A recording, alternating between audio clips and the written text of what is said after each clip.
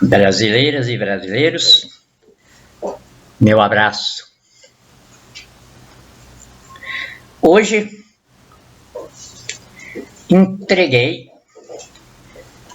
a bomba chinesa da comunização do mundo através da pandemia do coronavírus para o Supremo Tribunal Federal. Está aqui.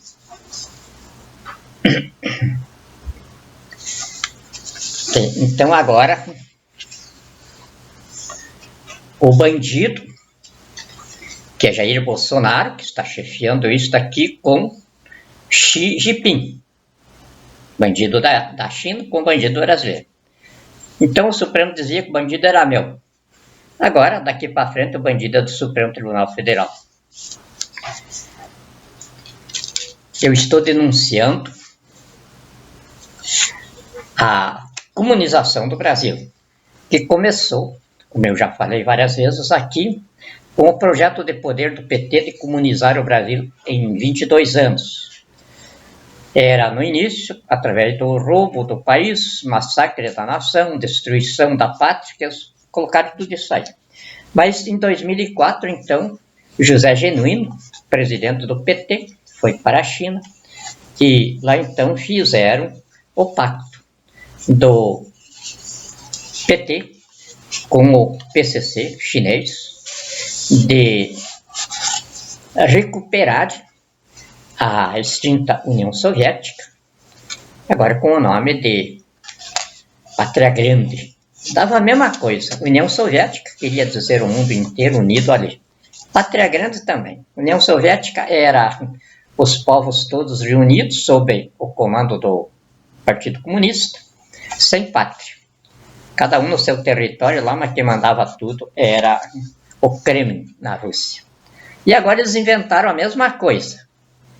E quem ia mandar tudo, na verdade, era Pequim, na China. Mas, por enquanto, o Bolsonaro entendia que ele ia ter participação. Então, foi Jair Messias Bolsonaro e Xi Jinping que consolidaram o projeto de poder do PT de fazer do Brasil e da China a base da União Soviética, ressuscitada com o nome de Pátria Grande.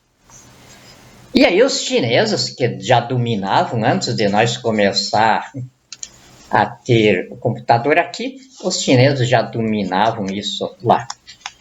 E aí então eles, com o domínio disso, criaram o que depois chamavam aí inteligência artificial. O que é a inteligência artificial? Robotizar os seres humanos e fazer todo ser humano ficar dependente dos bancos de dados computadores. Aqui no Brasil eles já conseguiram isso, porque o Brasil é uma nação muito fácil de ser robotizada. Praticamente ser robotizado o brasileiro começa a ser robotizado quando ele começa a entender das coisas no lar. Aí começa o pai e a mãe a fazer as festas de aniversário de Jesus Cristo, Natal. Ninguém sabe quando Jesus Cristo nasceu. Nós temos aí o cristianismo do Jesus histórico. O Jesus histórico é um personagem da civilização cristã. O Jesus verdadeiro mesmo é o Deus, é o absoluto. Está além da nossa capacidade de imaginação. Então nós podemos fazer de Jesus o Deus que nós quisermos. Aqui no Brasil, eu instituí Jesus, porque o Jesus histórico, ele é meu primo. É da mesma linhagem de Judá, da onde eu sou. Só que eu sou os judeus da linha torta, os saracenos do deserto, os leões de Israel. Foi com os quais o rei Davi fez o exército dele imbatível. E como vocês podem ver, o meu jeito aqui, a gente não perdeu, aquilo está no sangue, o saraceno do deserto. A gente tem uma aparência de anjo, de bonzinho e tal, Mas até determinado ponto. Está no sangue do sarraceno. Meu pai morreu uma bala que atravessou tudo, ele assim, ficou 4 centímetros longe do coração. E então, talvez Deus tenha requisitado a gente por essas origens e também pela nossa, eu não sei se é capacidade, não sei se é uma virtude, eu não sei se é um defeito, mas nós sarracenos somos muito sensíveis às pessoas que acreditam na gente e que seguem a gente. Somos mais ou menos aquilo que o Jesus histórico foi, da vida, pelas suas ovelhas, como diz lá nos evangelhos. Nós somos os leões de Israel, todos assim. A pessoa acredita na gente, a gente pode morrer no caminho, mas o companheiro que está com a gente não morre. E então chegou o momento. Há bastantes dias atrás eu tinha colocado no Face ali, que na semana passada nós íamos dar um tiro no peito da besta.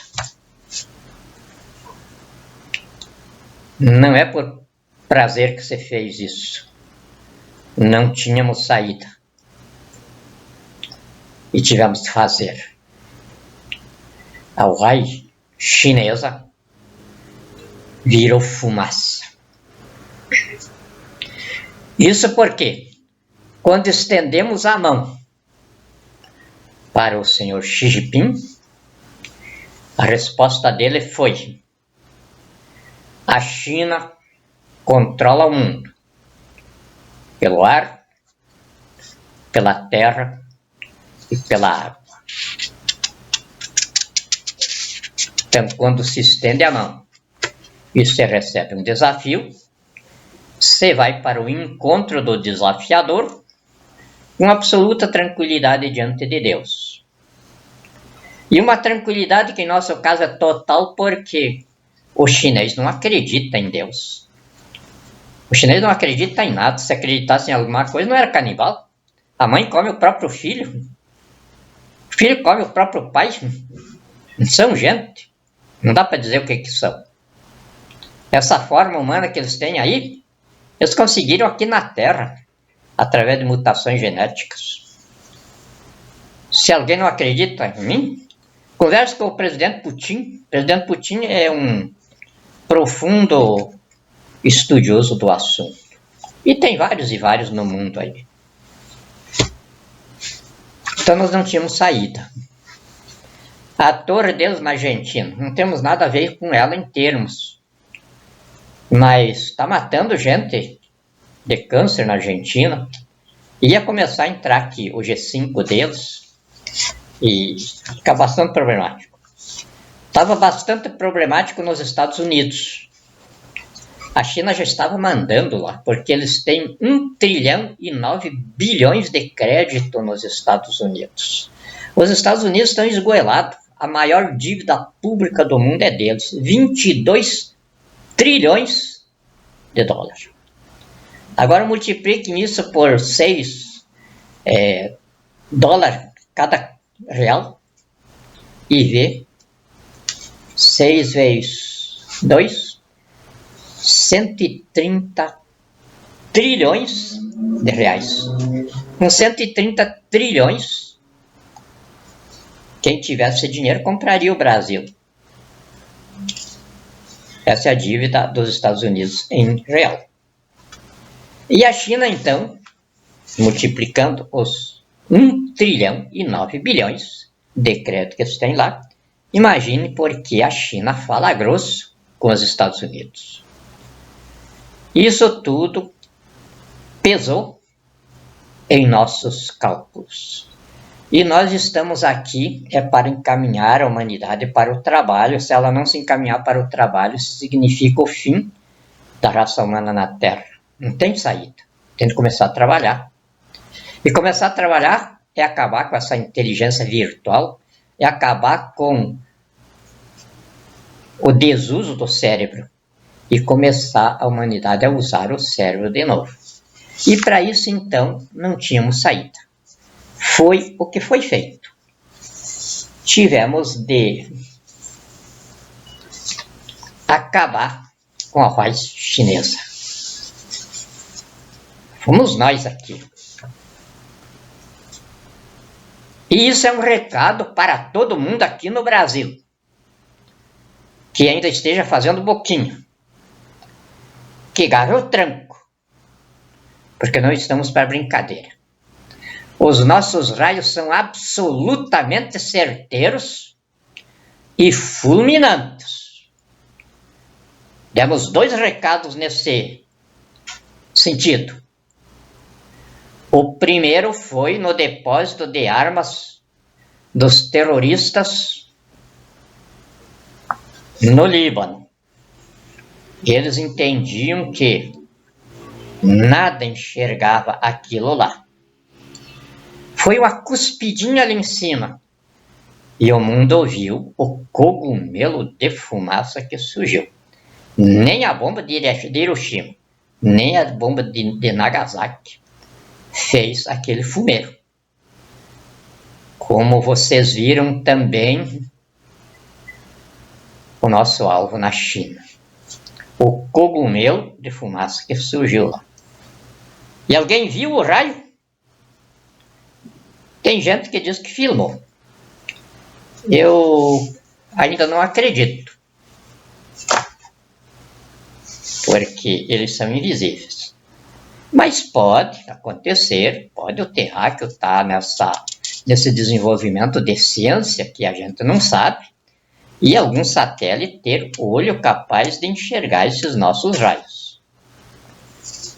Eu preciso de mais informações a respeito, que inclusive estamos levantando, porque disseram que lá em Beirute também fotografaram alguma coisa parecendo um míssil. Agora também dizem que lá na China fotografaram também um míssil caindo lá. Eu preciso mais informações sobre isso. Por enquanto, continuo afirmando. Ninguém viu o raio. É um recado direto para as milícias bolsonarianas. Nós somos capazes de atingir o olho de alguém que a gente tenha de tirar do caminho. É claro que dá efeitos colaterais. Salta fora o olho da mira, mas os estilhaços pegam quem estiver por perto. Não há como a gente evitar isso. Mas quem está por perto de um bandido, ou é bandido também, ou é um capacho de bandido, ou é um guarda-saco de bandido, ou é qualquer coisa que precisa também seguir viagem com o bandido. Então a nossa consciência diante de Deus continua transparente. Tão transparente que hoje aconteceu comigo. Presença inegável do chefe. E muito boa. Daqui uns dias vocês vão ver o que é que ele acrescentou para nós. E aqui está então a notificação. Eu falei para vocês que dia 5 de outubro nós queremos comemorar os 32 anos da Constituição do Brasil, que dizem os docentes do mundo que depois dos 10 mandamentos é a Constituição mais profunda e abrangente que a inteligência jurídica da humanidade produziu. Então nós queremos comemorar os 32 anos dela, não da Constituição em uso, porque, como me disse o saudoso e querido João Figueiredo, nós falamos sobre a Constituição, ele com a Constituiçãozinha na mão, e daí deu a explicação dele.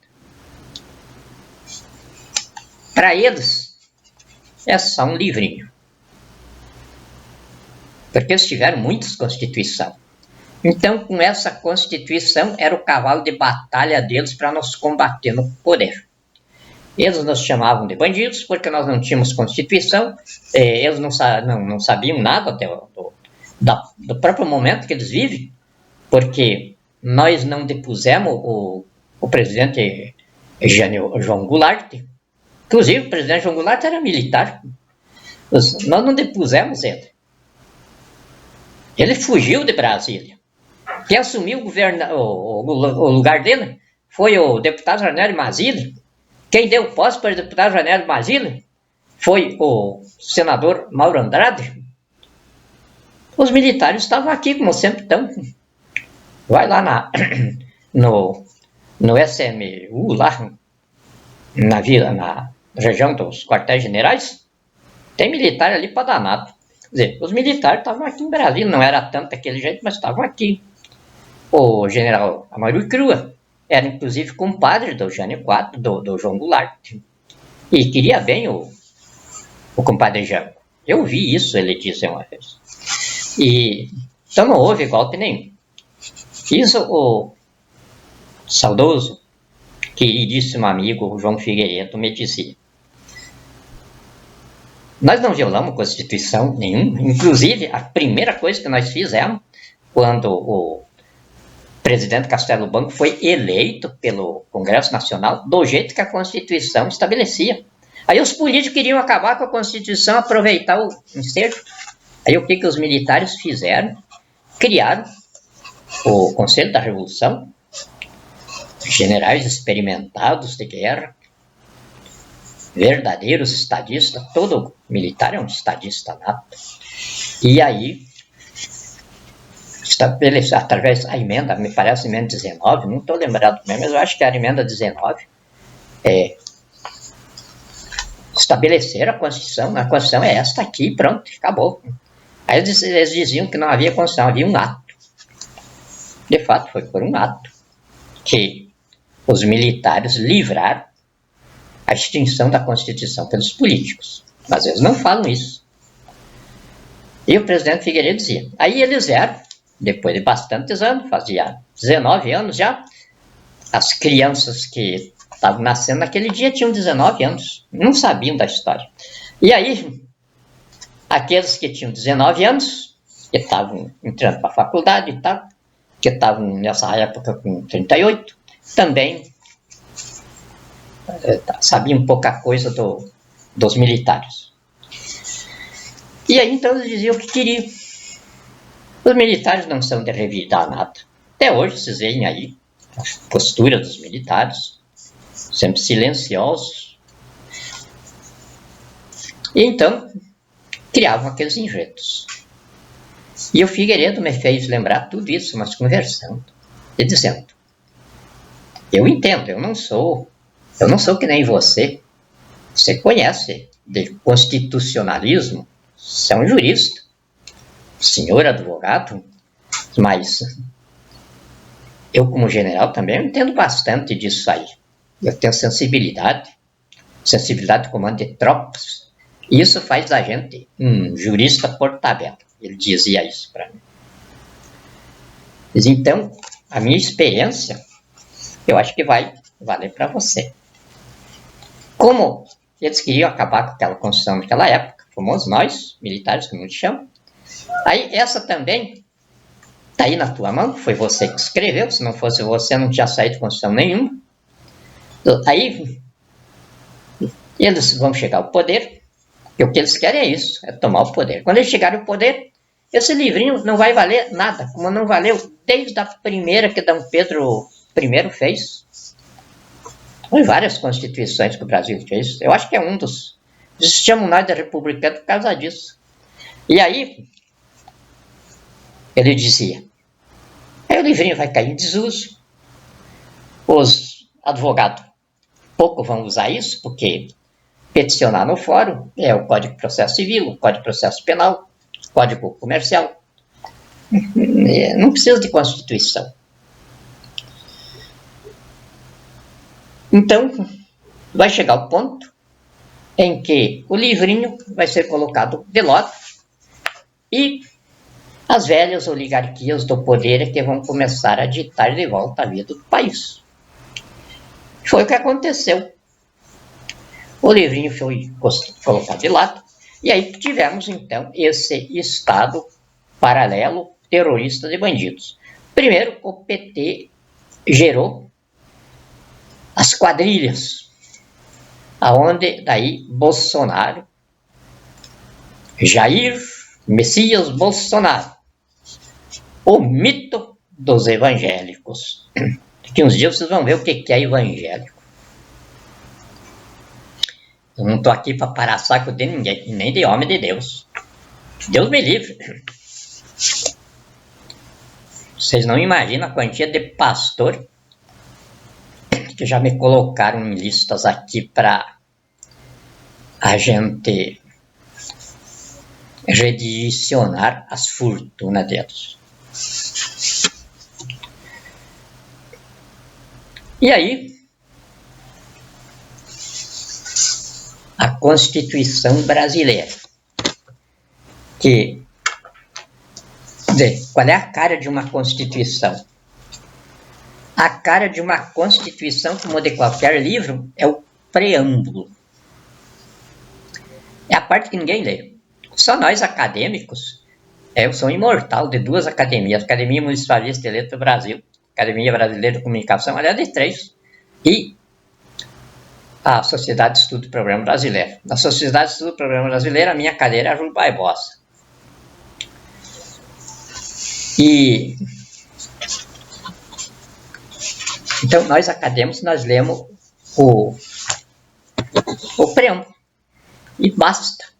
Às vezes, se o preâmbulo chama atenção, a gente lê o conteúdo, senão, não precisa. O preâmbulo já nos diz tudo. Mas o povo não faz isso. Ele primeiro vai pesquisar no livro para ver o que interessa para ele. Principalmente se tiver a mulher pelada, daí se interessa. Se não tiver, eles dão uma olhada por cima assim e já leram o livro. Então, a nossa Constituição, que fui eu que ajudei a escrever, eu poderia dizer, fui eu que produzi ela inteira, porque ninguém consegue escrever uma partezinha num livro sem ter acompanhado todos os atores em tudo que foi escrito, e aí isso se torna parte do livro. Cada autor é autor do livro, pode dizer, eu sou autor. Então, são os 600 e poucos constituintes, a maior parte é analfabeto. Gente, lembra do Juruna? Aguinaldo Timóteo, eu até gosto das cantorias dele. Mas um grande brasileiro para cantar nas boates lá do Rio de Janeiro e tal, tomar estrago dele, era muito divertido. Agora, escreveu uma Constituição, mas o nome dele ficou ali para a posteridade, como se ele tivesse escrito alguma coisa. A Constituição foi escrita por 5 pessoas. Eu era a principal delas porque tinha sido colocada ali pelas Forças Armadas. Eu trato das Forças Armadas como o doutor Ulisses era. Ou essa Constituição sai rápido, com a nossa aprovação, ou nós voltaremos para o governo. Esse foi o trato deles. E eu é que fiquei no meio disso. E aí, é claro, fizemos um texto que os militares receberam com entusiasmo. E eu sei a Constituição de cor, de tanto ler, porque o doutor Ulisses, nós tínhamos um passado desde a Revolução de muita confiança. Foi ele que me apelidou de cordão umbilical, que eu é que fazia a passagem de informações do coração da Revolução, porque eu fazia assessoria de inteligência ao gabinete da presidência da República sob o comando do general Golbery Contecido. Então, o que eu falava era avalizado. E por causa disso é que perguntavam como é que caçam todo mundo e não caçam o Dr. Ulisses, com aqueles discursos, às vezes, que ele vinha para a tribuna ali, que vibrava o Congresso. Mas ele vinha com os discursos quando ele sabia que ele tinha que fazer. Então, quando era para o Dr. Ulisses fazer esse discurso, o general Golbery me chamava e me dava o recado lá. Então, ele fazia de conta que ele não sabia que eu transmitia para o Ulisses. Aí contava tudo e dizia: tenho certeza que você já vai levar lá para os teus correligionários. Então, esse era a ordem do doutor, aliás, do general Golbery, que era para passar para o doutor Ulisses. E é claro que eu passava. E o doutor Ulisses ia para a tribuna, então. E aí ninguém caçava. É assim que a gente joga nos bastidores do poder. Agora, se eu vou contar o que a gente já tem feito durante esses anos todos, nem em filme não se produz coisa igual. Por exemplo, isso que está acontecendo agora.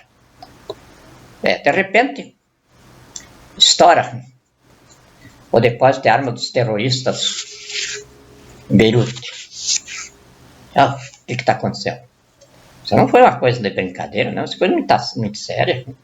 São vidas que a gente tem que levar em consideração. Mas, acima de algumas vidas que podem se perder, a gente tem de equacionar, isso é a matemática do guerreiro. Nós temos de sempre equacionar 7 bilhões e 900 milhões de terráqueos que formam a população da Terra. Essa que sempre tem de estar em evidência nas nossas equações, nos nossos teoremas. É claro que nós não somos de matar ninguém. Eu nunca matei ninguém. Acontecem essas coisas, como acontece um vulcão, às vezes a gente está perto, morre muita gente, acontece, eu já tive em furacão, vi gente morrer. Às vezes olha o tsunami lá, que horror. Quer dizer, o que acontece nas guerras de inteligência é desse mesmo jeito. Se um guerreiro da minha equipe não tem tranquilidade para dizer ao final da sua guerra: estou de ressaca hoje porque convidei Deus para nós ir comemorar o sucesso na zona e ultrapassamos dos limites e eu fiquei com sono. Só diz isso o homem que tem confiança absoluta na sua transparência de consciência diante de Deus. A consciência não é coisa para colocar na vitrine, ela é quase imaginária, de tão sutil e profunda que é em nosso espírito. Mas Deus diz nas Escrituras: sonda o coração do homem. Não há paixão que Deus não perceba. Então, quando o guerreiro tem essa tranquilidade de consciência de, ao final da guerra, dizer para Deus: vamos para a zona, é porque ele tem certeza de que ele não matou ninguém. Defendeu os bebês de Deus aqui no planeta, como Jesus fez. Vocês acham que Jesus, que entrou no templo de Jerusalém, imagina, o templo de Jerusalém era a joia da civilização daquela época, e tem essa passagemzinha ali que os compositores do Novo Testamento, que chama, não sei por que deixou passar aquilo ali. Entrou no templo de Jerusalém, atropelou todos os cambistas e vendedores de coisas dentro do templo lá, com arvara na mão, E dizia: vocês não aprenderam ainda que esta casa vocês edificaram para Deus? E Deus disse: então essa casa é casa de oração. Mas vocês a transformaram em covil de ladrões e salteadores. Como os colonizadores portugueses fizeram aqui, dia 26 de abril de 1500, fizeram a mesma coisa que o povo judeu quando construiu o Templo de Salomão. Chegaram, ao invés de maltratar os índios que os receberam de coração aberto, com as festas que os índios ofereciam para os deuses, que eles receberam aqueles homens como deuses da água, do mar, e então os portugueses retribuíram, ajuntando todos eles na missa, em que estabeleciam aqui o novo Templo de Salomão. Isso está lá no Apocalipse, está nas Escrituras. Se vocês lerem isso sem pastor, vocês vão ver. A Nova Jerusalém. A Nova Jerusalém não é nas nuvens aí em algum lugar, não. A Nova Jerusalém tinha um lugar onde o templo do Altíssimo ressurgisse. E foi os portugueses que fizeram isso. Vieram para iniciar a colonização do Brasil. Não descobriram coisa nenhuma, isso é tudo mentira da história. Os portugueses vieram aqui para iniciar a colonização do Brasil.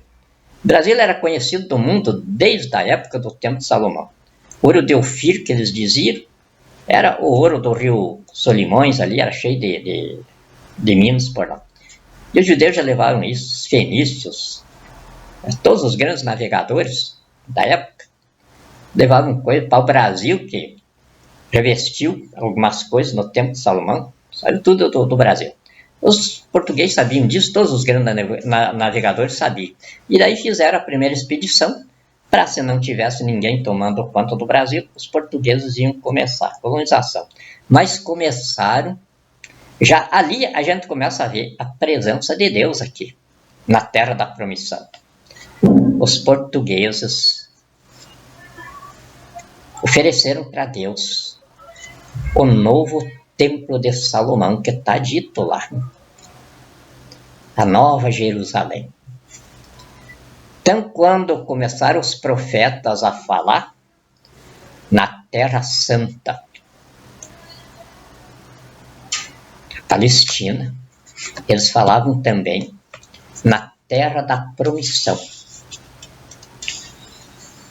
E depois, então, daí, alguns outros profetas, inclusive no Apocalipse, falam nisso. A Terra da Promissão era a Terra da Nova Jerusalém. O que é a Nova Jerusalém? Era aquele templo. Era a casa de Deus. Deus disse para Salomão: que casa você vai me edificar, rapaz? O céu é o meu assento. E a terra é a base dos meus pés. É o travesseirinho onde eu relaxo. Que casa você vai me botar dentro? Mas como você quer me oferecer uma casa, tudo bem, faz. E Deus até deu algumas ideias como deveria ser feito. E Salomão seguiu as ideias. E daí os judeus desacreditaram daquilo. Achavam que era coisa de rei. E aí o Templo de Salomão foi destruído. E foi destruído para sempre, porque nunca mais esse que tem lá não tem nada a ver com o Templo de Salomão. E aí então, nós historiadores, nós da área de inteligência que vamos a fundo das coisas para poder falar, então nós fizemos um estudo muito aprofundado da história, das escrituras sagradas, de todas as escrituras sagradas, não só cristãs, mas das outras também, para nós tirar a conclusão mais aproximada da realidade possível. E essa conclusão mais aprofundada da realidade possível é a que eu estou dizendo agora. Os portugueses, na Terra da Promissão, levantaram a Nova Jerusalém, o Templo de Salomão. Não podia ser um templo mais santo, mais divino, do que aquele. A cruz, aonde sacrificaram Jesus, foi a caneta com que os portugueses, com os índios habitantes da terra, escrituraram a posse do Brasil para Deus. De uma árvore da terra virgem, fizeram a cruz e cravaram ela na terra, que recebia ali o primeiro pingo da inteligência civilizada. A cruz do homem que fundou a sua escola dizendo ao seu povo docente: ide por todo mundo, ensinando todas as pessoas a serem o modelo que vocês têm de ser e a pensarem do jeito que eu ensinei vocês a pensar. E assim vão formar uma raça humana bem desenvolvida na Terra. E foi o que os portugueses fizeram aqui. E aí então vem os vendilhões do templo. E quem são os vendilhões do templo? Os reptilianos que encontraram aqui um demônio encarnado, vindo diretamente do inferno para o que ele está fazendo. Porque não tem uma explicação lógica, racional. Jair Messias Bolsonaro, o mito dos evangélicos, bem do jeitinho que Jesus deixou dito lá atrás. Bandidos, colocando palavras na boca de Deus, se dizendo meus discípulos, e até dirão para mim mesmo: em teu nome expulsamos demônios, curamos gente, fizemos milagres. E eu então lhes responderei: apartai-vos do templo de Deus, malditos, para o fogo do inferno, de onde vocês nunca deveriam ter saído. É o que nós tivemos de dizer aos reptilianos e aos evangélicos que estão com eles na transformação do coração do poderio demagógico chinês, que a empresa deles que virou fumaça. Como aquele homem sozinho entrou dentro do templo de Deus, que Deus não pediu para fazerem para ele, mas disse: eu aceito. Disse depois: já que fizeram um templo, eu vos darei uma nova Jerusalém, quando acabaram com aquela. E essa nova Jerusalém era aqui. E é claro que não chegamos nem à unha do dedinho mínimo do pé de Jesus. Ele é Deus. Nós, a não ser esses que fizeram a coisa lá, eles são superiores. Mas eu sou comedor de feijão como qualquer outro aí. Mas estou dizendo aqui, se não tinha endereço, tem agora.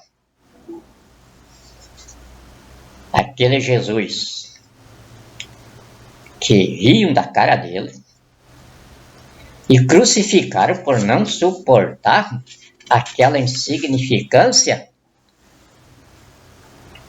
dizendo aos doutores da lei que eles eram sepulcros caiados, dizendo aos homens de Deus: vocês não passam de cegos, guias de cegos, bandidos que enchem as viúvas e os miseráveis de sacrifícios que vocês nem com o dedinho mínimo tocam neles. Não são assim os homens de Deus que abençoaram o Jair Messias Bolsonaro e colocaram ele na presidência da tirania para ele entregar o Brasil para a China? Entregar todos vocês?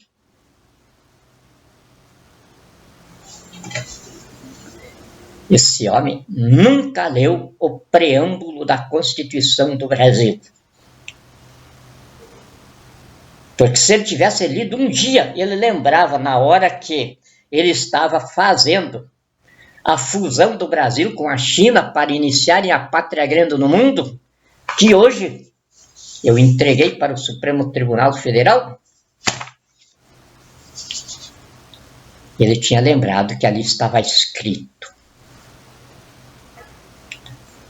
aquela Assembleia Nacional Constituinte aprovou a Constituição do Brasil do mesmo jeito que a Assembleia Constituinte ao Monte do Sinai aprovou os 10 mandamentos. Está ali no preâmbulo. Nós, representantes do povo, promulgamos esta Constituição sob a proteção de Deus. Bem como Moisés levantou os 10 mandamentos na Assembleia Nacional Constituinte do Monte Sinaí e disse: recebi isto de Deus. Dr. Ulisses Guimarães, também no mesmo gesto, levantando a Constituição, disse: recebemos este livro de Deus. Sob a proteção de Deus, o que é? Quer dizer, nós não somos nada. Deus se fez presente em nós e nos deu esta lei. E essa lei foi jogada no lixo por 32 anos. Então, não seria justo que no dia 5 de outubro, e eu estava presente nesse dia porque o Dr. Ulisses Guimarães tinha falado para o professor Afonso Arinos, não tinha conseguido me encontrar, que era para dizer para mim que eu não podia faltar na reunião de promulgação da Constituição. E eu entendi que o Dr. Ulisses queria fazer alguma referência para nós e fez. Dr. Ulisses, quando disse: está aprovada a Constituição da República Federativa do Brasil, fez olhando para mim, eu estava na frente dele e ele levantou o livrinho. Está aqui. Mesmo jeitinho que ele fez. Repetindo o gesto de Moisés. Recebemos esta lei de Deus. Está escrito aqui no preâmbulo. Quem achar que não é verdade, por que ainda não escreveu o contrário?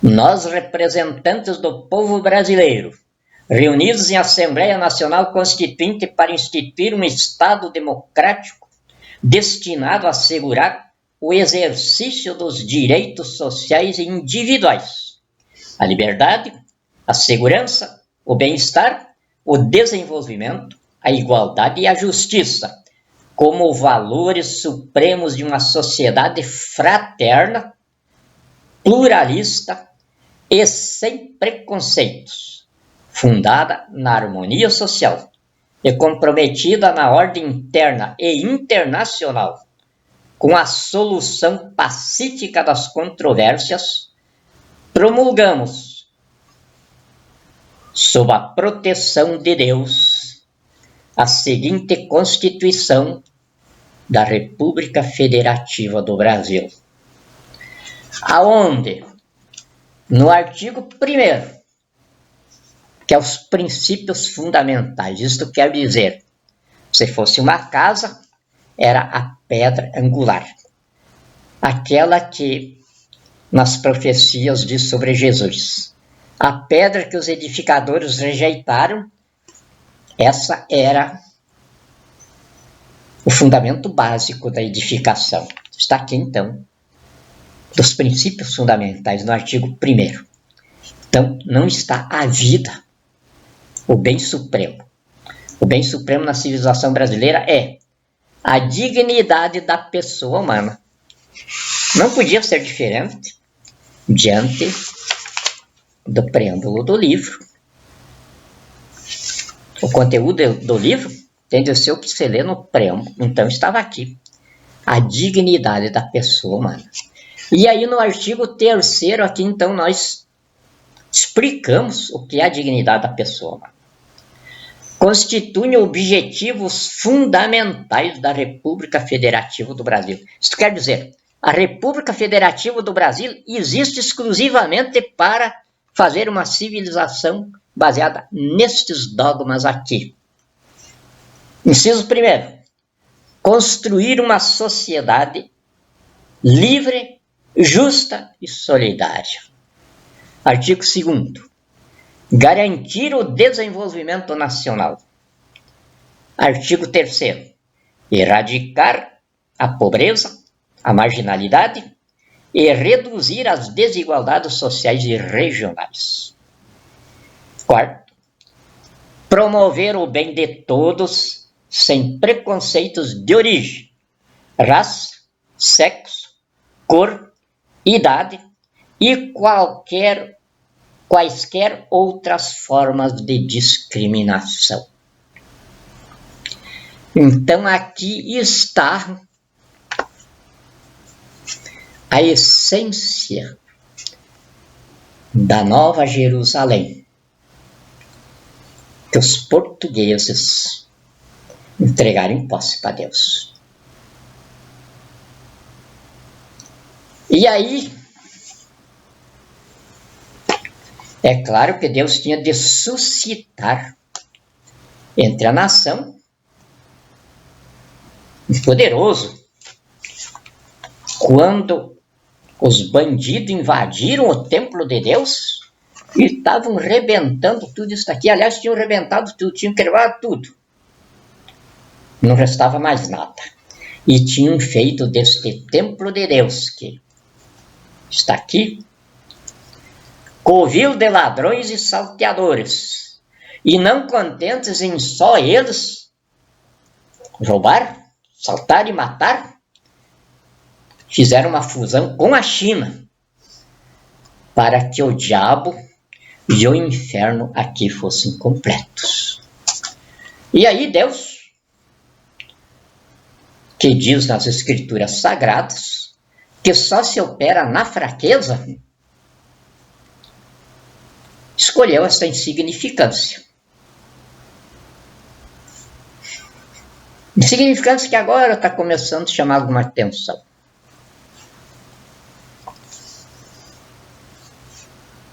Fui eu que escrevi o livrinho. Se vocês olharem bem no Apocalipse, esse livrinho está lá no Apocalipse também. E aí, o que me restava fazer? A mesma coisa que Jesus fez. Entrar no templo de Deus e dizer, eu não pedi, mas vocês fizeram para mim. Então, vocês vão sair daqui. E vão mesmo. Não vai ficar nenhum vendilhão do templo, que hoje se chama Brasil,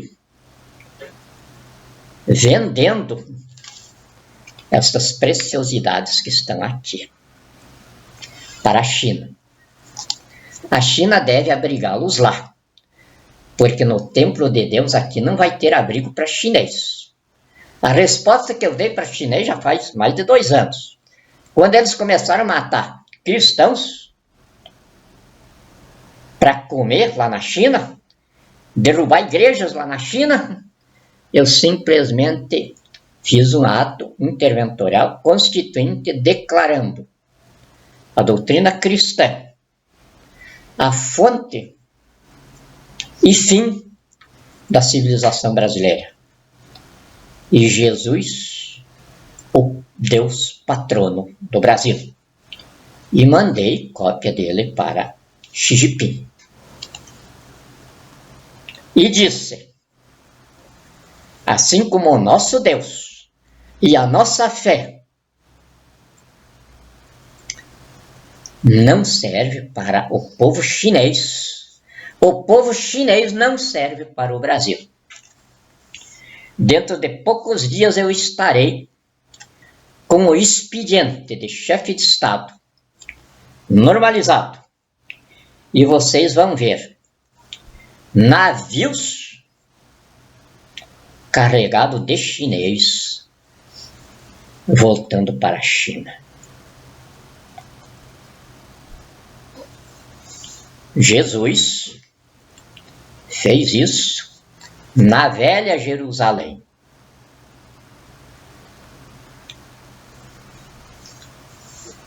Mas ele sabia que ia acontecer na nova também, porque ele disse. Eu é que não tinha lido, e eu é que não vivia isso. Hoje eu estou certo de que chegou o momento em que ele disse, se você realmente fez por fé o que você fez, de ter me instituído o Deus patrono do Brasil, o templo da Nova Jerusalém,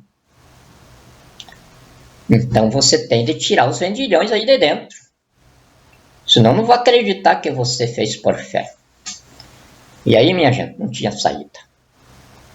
Aí eu tive de confessar isso para o comandante Zanatron. E a coisa que ele mais gosta é de mexer naqueles botãozinhos lá e fazer esses raios saírem terra abaixo. E aconteceu isso. Então agora a primeira declaração assumindo a coisa diante do senhor Xi Jinping não foi para agredi-lo, foi em absoluta legítima defesa que começou lá no Templo de Jerusalém com o Deus patrono da civilização brasileira. E vocês têm chineses de acreditar que esse Deus está aqui. E no templo dele não quer vendilhões. Muito obrigado, minhas amigas, meus amigos. Deus abençoe vocês.